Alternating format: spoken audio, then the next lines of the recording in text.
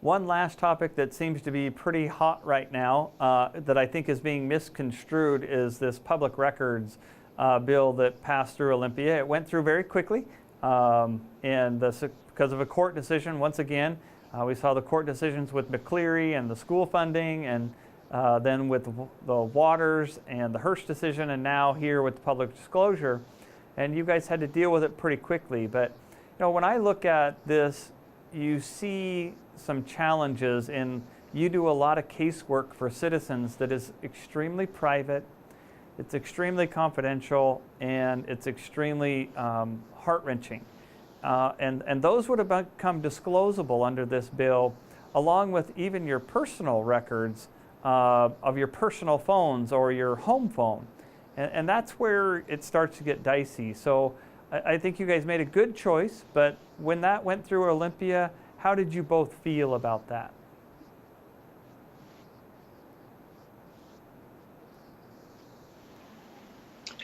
Go ahead. Well, thanks, John. As somebody who's been subject to public records requests for the last several years in public life as a council member in Chelan, I understand the value of transparency and what it means to the community and the citizenry. It makes sense to me. Was the process one I would have followed? No. Was it necessary? Yes, because we were being inundated with violations and complaints that were mounting, and getting access to some highly sensitive data would have put our constituents at risk, and we didn't think that was appropriate, and we knew we needed to make some quick action. Yeah, this is probably the most misreported story I've seen, and one of the reasons is because the newspapers as a whole really like this judge's decision. It basically opened up all our personal information, and of course all the private information that really should be off the charts. I'm not going to turn my personal cell phone over to anybody. I'm just not. And so there had to be action taken. Was this bill perfect? No. Was the process perfect? No. As a matter of fact, I think both Mike and I would have rather seen it go through the regular process, because then people would have got the real story. They're not getting it. Because the fact is, this bill opens up more transparency and opens up more information. It doesn't go the other way like you're reading. It actually opens up quite a bit of new things.